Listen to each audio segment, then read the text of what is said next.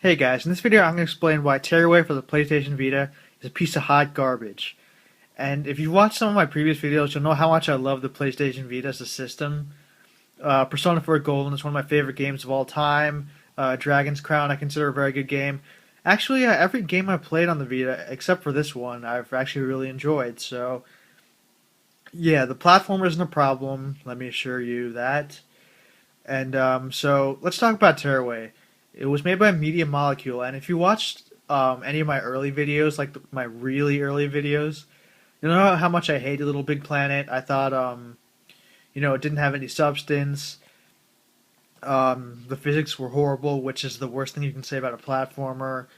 It was just a terrible game overall, and I don't know why critics liked it. So I got this because it was getting even more praise than Little Big Planet somehow. Some people were calling it the Super Mario 64 of this decade, in terms of being a platformer. So I definitely wanted to try it out. Even if I don't think I'll like a game, I want to try certain games just to say that I played them. I wanted to give this an honest shot because, like I said, I love the PlayStation Vita, and one of the selling points of this game is that uh, it sort of showcases all the features of the Vita. Like it has the back touchscreen support, or the back touch support rather. It has the touchscreen support. It has camera support. It supports every feature the Vita has pretty much. So, like I said, it's a showcase, which I'll get to in a bit actually. So, so yeah, Tearaway. I just I played a few hours of it. Um, a disclaimer I'll make is that I haven't beaten it because, at some point when you're playing a game you don't like, why finish it? Some games don't deserve your time, and I sort of gave up on this a few hours in because of how boring it is. And so basically, it's a game made entirely of paper craft. It's actually a pretty good art style, I'd say. You can sort of see it on the cover of the box here. So everything in the world is made of paper craft. It actually looks great on the Vita screen, so that's not a problem. The issue comes with just about everything else, actually. So the game, I wouldn't call it a platformer because there's really no like challenge. Like it's not about jumping over obstacles and fighting enemies. Well, there are enemies, but it's not like a Twitch platformer like say Super Mario Brothers or Super Meat Boy or whatever. It's it's more of like a quote unquote experience game, which I hate using that word, just to describe a game. But basically, you're just a character. The guy on the cover. I don't even remember his name. That's how forgettable this character is. You just sort of run around in a straight line. There's never any sort of way to get lost in this 3D environment. It's just you're just funneled from place to place and doing whatever the game asks you to do. So that's kind of stupid. Um, and this game has won a lot of awards.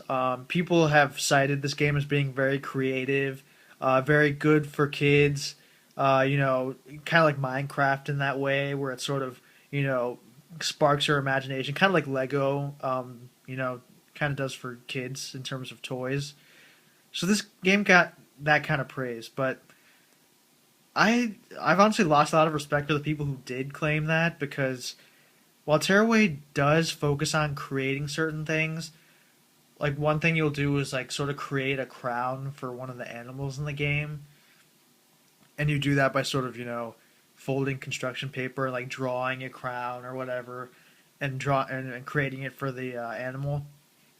And while that seems creative, nothing about this game is that it's not creative in terms of game design. When I think of creativity in game design, when I think of something like Minecraft, it's where you can sort of pave your own experience. The game allows you to do whatever you want and create whatever you want. In this, you're just funneled down this path. The supposedly creative things are expected of you anyway. You're forced to do them to advance the plot. So it's not creative in the thing that matters, actual game design. In video games, I expect the game design to matter the most. Obviously. Actually, it's not so obvious because apparently people don't know that. So yeah, that's an issue. It's not a creative game, even though it seems like it on the outside. A game made of papercraft, it seems like it would lend itself to that, but it's not at all. Okay, so other than that, so I earlier in the video I talked about how the game sort of utilizes all the Vita's features. Well, I can just say right now that it's pretty much a gimmick in all in all areas. Like you use the back touch to sort of kill enemies from behind, and when you touch the screen, a finger pops out and destroys enemies, like as if your finger is actually like entering the screen. And while that's a cool sort of thing, you only want to do it once, and yet they ask you to do it again and again. It's not precise. It's kind of stupid. It's dumb. And there's the camera thing where you sort of take pictures of certain things, and it sort of gets integrated into the game. That's all right, but it's not doesn't add that much to the game. So yeah, the while it does utilize all the features of the Vita, checking the boxes isn't a good way to create a video game. Everything has to work properly. It's just a bad way to design a game, and yeah, I hated that part. So let's talk about the quote unquote narrative in this game. It okay, so as you all know, I review a lot of Nintendo games in my videos, and I enjoy some of them. I've criticized many of them, but typically I do enjoy Nintendo games, and rarely do I ever call them kiddie. Like I feel like Nintendo games are for everyone, for the most part. Like I would say, like Kirby's Epic Yarn isn't for everyone. I'd say that's for kids, but a game like Mario is for everyone. And actually, when you get older, you can appreciate them that much more for the game design. Games like Mario 64 that I might get into later actually in this video. But so yeah, it's sorry, I forgot where I was. There's so many bad points of this game that I don't even remember where I am anymore. But the point is that Tearaway. Okay, now I remember. Sorry. Usually my videos are a little bit more well thought out, but I should say that I'm actually selling this game tomorrow. So that's the only reason why I'm making this video, because I know I'll never talk about it again once I get rid of it. So I might as well make one now. So yeah, I rarely call games kiddie if they don't deserve it. Like, look, while I watch certain things that I watched as a kid, I'm willing to let some things go. Like, I don't watch Power Rangers anymore. That's for kids. But I will watch, something like Fairly Odd Parents, which I don't really watch it, but I would watch it if it was on. But, that's a show I feel like that anyone could watch. It might be primarily for kids, but it has very good writing. So, Tearaway, I consider it a very kiddie game. First of all, the narration. They sort of talk down to you like they're sort of like reading a story to you, like a librarian would to a 5-year-old at a library or something. That's that sort of British narration that they do in like those British TV shows, like Thomas the Tank Engine, or all those. There's a lot of British kids shows that are really popular. So it sounds kind of like that, kind of condescending in that way. Other than that, the story is just horrible. Like there's nothing to it. A lot of people who like this game say that it's very charming. Well, I guess if it either hits you or it doesn't with its charm, and for me, it just didn't hit at all. And it just doesn't feel like a game for people who care about game mechanics or story or anything that most people like about video games. So it's pretty much just an abomination in game design. And you know what? I play a lot of crappy games. I have a lot of crappy games in my collection. I actively sought out Sonic 06 a couple years ago. I have the game White Men Can't Jump for the Atari Jaguar, which is a horrible game.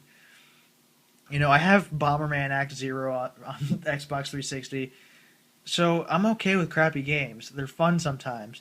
The problem with Tearaway is that it's so boring that you don't even get to laugh at it like you could with a Sonic 06 or a White Man Can't Jump.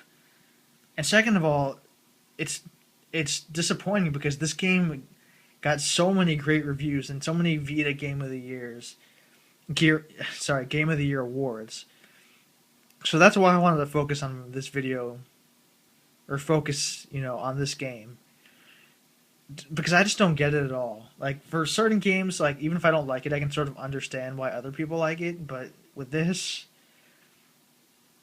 just garbage. Hot garbage, as the title of this video might indicate to you. So, is there anything else to say about Tearaway? Not really. I think I'm kind of done. Um, with Little Big Planet, I said there was no substance. With Tearaway, there is substance, but that substance is just shit. So you don't want that as, a substance. This game's, like I said, hot garbage. And, normally I don't make scathing reviews like this, but I felt pretty strongly about this one. So, if you disagree with me, let me know. Curious to hear what other people think. Thanks for watching, and I'm actually going to make another video pretty soon. So, yeah, see you guys later. Oh yeah, one more thing. Seriously, guys, the people who compare this game to Super Mario 64, are you kidding me? Like, I don't know, maybe some of you are too young to remember when Super Mario 64 came out, but that game was just a complete head turner. It changed the game, both literally and figuratively. It just controlling the game for the first 5 minutes of the game. Controlling the game is just one of the best things you can do in a video game, period. Even today, even on the N64, which some people say the games haven't aged well, Super Mario 64 stands the test of time. It's even better than it was in 1996. Yes, I said it. Okay, that game, while it doesn't have papercraft, it doesn't make you draw stuff, that game was way more creative than this. Okay? Super Mario 64, the depth of control. If you don't believe me about the controls, go watch a speed run. There's the speedrunner named Siglamic. Look it up on Twitch TV or something. That guy can tell you how much the depth of control adds to the creativity of the game. You can play the game any way you want. You can play it, go in any order, pretty much, to some degree anyway. You can tackle challenges in many different ways. It's an embarrassment to compare this game to Super Mario 64. I'm sorry. It's just Super Mario 64 was just sorry. I did the other video in one take, or the other part of this video in one take.